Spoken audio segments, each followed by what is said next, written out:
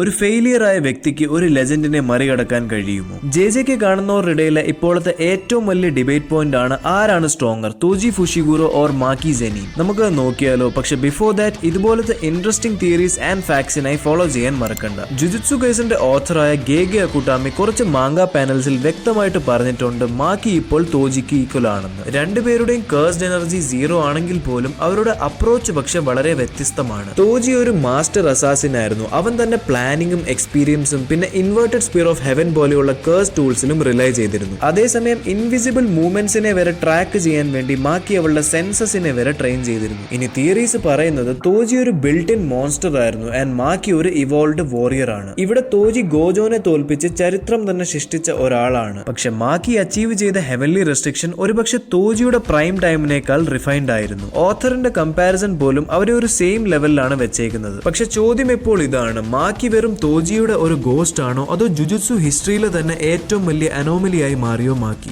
ഇവിടുത്തെ ഏറ്റവും വലിയ ഇഷ്യൂ ആണ് ഫാൻസ് ഇപ്പോഴും മാക്കിയെ തോജിയുടെ ഈക്വലായി കൺസിഡർ പോലും ചെയ്യുന്നില്ല. നിങ്ങളുടെ അഭിപ്രായത്തിൽ എന്താണ്? ഈസ് തോജി still stronger or are they both equal? കോമെന്റ്സിൽ നിങ്ങളുടെ തിയറീസ് എന്തായാലും ഇടുക.